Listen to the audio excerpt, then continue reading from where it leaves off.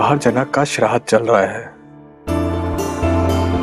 पूरे परिवार में जनक सबसे ज्यादा तुम्हें पसंद करती थी अनिरुद्ध, और ये बात मुझसे ज्यादा बेहतर कौन जान सकता है। क्या अब भी तुम्हें नहीं लगता कि तुम्हें वहां होना चाहिए? मुझसे नहीं हो पाएगा आदित्य, मैं वो सब नहीं देख पाऊंगा। हमारा कौन सा मन है अनिरुद्ध, लेकिन हमारे पास और कोई रास्ता भी तो नहीं बचा ना। सब कुछ हमारे कंट्रोल से बाहर जा चुका है। हम सबने अपनी अपनी बेस्ट कोशिश की है।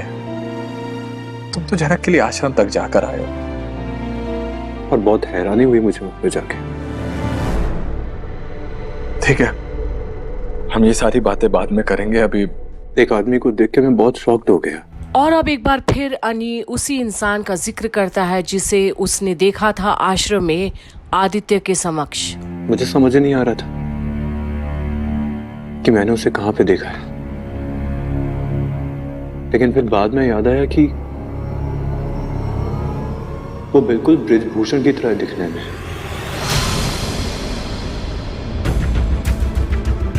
लेकिन सच तो यही है कि वो बृजभूषण नहीं था। वैसे बृजभूषण से याद आया कि कल वो कोलकाता आने वाला है। जानते हो तो?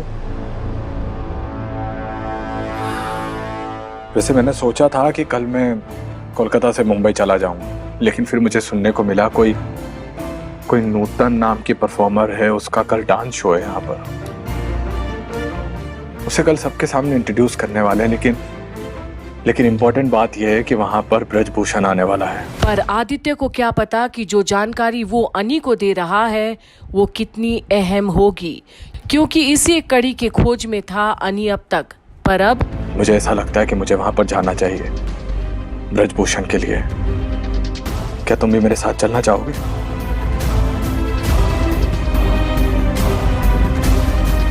मैं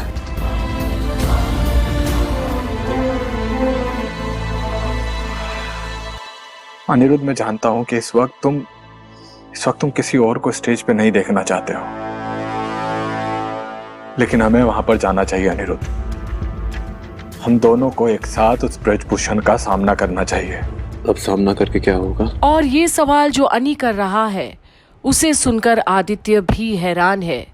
क्या उसे अब जनक को इंसाफ नहीं दिलानी है? हमारा तो प्लान फेल हो गया। हाँ, हमारा प्लान फेल हो गया।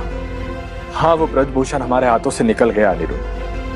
हम उसे दुनिया के सामने बेनकाब नहीं कर पाए, लेकिन फिर भी हम वहां पर जाएंगे अनिरुद्ध।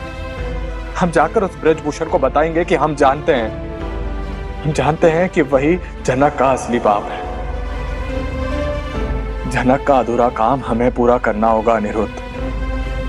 ये हमारी जिम्मेदारी बनती है। हमें कल वो प्रोग्राम अटेंड करना चाहिए, और सही मौका देखकर हम बृजभूषण को बता देंगे कि हम जानते हैं कि वही जनक का असली पिता है। पूरी दुनिया के सामने हम ये डिक्लेयर करेंगे। इतना प्रेशर तो हम उस पर बना सकते हैं ना?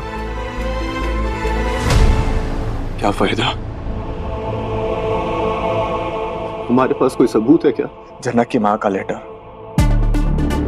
है ना तुम्हारे पास? और अनी हाँ में जवाब तो देता है, पर अब गवाही देने वाला कौन होगा उस लिखावट की जो उस चिट्ठी में है? लेटर है मेरे पास, लेकिन अगर बृजभूषण ने उस सच को मानने से इनकार कर दिया तो, और जनक की मां भी तो जिंदा नहीं है, ये साबित करने के लिए कि लेटर में उन्हीं की हैंडराइटिंग है। बहुत से काम रह गए आदित्य। हम जनक के लिए कुछ नहीं कर पाए। हम फिर भी वहां पर जाएंगे अनिरुद्ध, और उस बृजभूषण का सच सबके सामने लाएंगे। अब मन नहीं है मेरा। हम वहां पर कोई शो अटेंड करने या किसी की डांस परफॉर्मेंस देखने नहीं जा रहे हैं। हम वहां पर बृजभूषण से मिलने जा रहे हैं अनिरुद्ध। खैर, अभी सब हमारा बाहर इंतजार कर रहे हैं। चलो। अनिरुद्ध, तुम्हें क्या लगता है कि मरने के बाद कोई दुनिया छोड़कर चला जाता है? हाँ, लेकिन उसकी यादें हमेशा हमारे साथ रहती है। हाँ, हम उसे नहीं देख पाते, लेकिन वो तो हमें देख पाते हैं ना। तुम्हें क्या लगता है कि जनक तुम्हें इस हालात में देखकर खुश होगी? पर आदित्य वो हर कोशिश में लगा है जिसे अनी एक बार बस उस पूजा में शामिल हो जाए जो घर वाले झनक के नाम का रखे हैं, चाहे वो सच हो या झूठ। जानता हूं मैं कि झनक तुमसे कितना प्यार करती थी। कुछ वक्त के लिए ही सही, लेकिन हम अच्छे दोस्त बन गए थे। हम दोनों ने अच्छा टाइम स्पेंड किया और तब मुझे समझ आया कि तुम उसकी लाइफ में कितने इंपॉर्टेंट हो। अब बाहर चलो अनिरुद्ध, जनक तुम्हारा इंतजार कर रही है।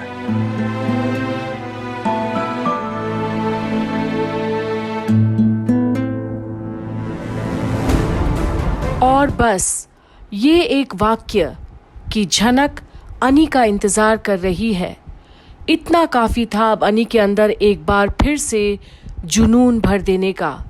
वहीं पंडित जी पूजा आरंभ करके रखे हैं, पर बार बार लोगों की बातों के चलते त्रुटि हो रही है। देखिए, आप लोग थोड़ा शांत रहिए और हमें हमारा काम करने दीजिए, क्योंकि इतनी सारी बातों के बीच में कोई भी क्रिया ठीक ढंग से नहीं हो पाएगी।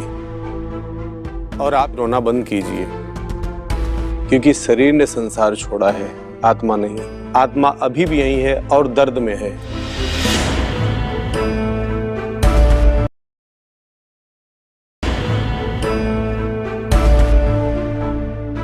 और ये क्रिया हम इसलिए कर रहे हैं ताकि इनकी आत्मा को शांति मिल सके।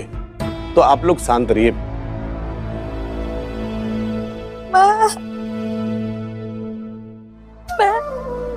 मुझे बहुत बुरा लग रहा है, नहीं सहन सकती मैं। क्यों ऐसे चली गई अचानक हुआ?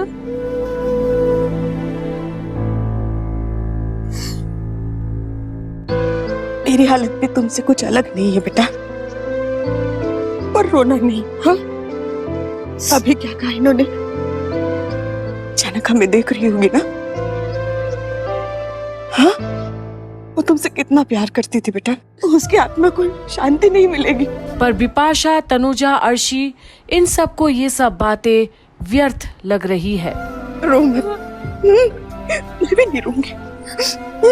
और जहां झनक के नाम का श्राद्ध तक कर रहा है बोस परिवार, उसका श्राद्ध जो अब तक मृतक भी घोषित नहीं हुई है, पर समय काल परिस्थिति इंसान से वो सब काम करवाता है कभी कभी जो वो नहीं करना चाहता। पर क्या अनी अब आएगा झनक की पूजा में शामिल होने? देखना ना भूलिएगा यही कंप्लीट बॉलीवुड पर झनक की सारी अपडेट्स में।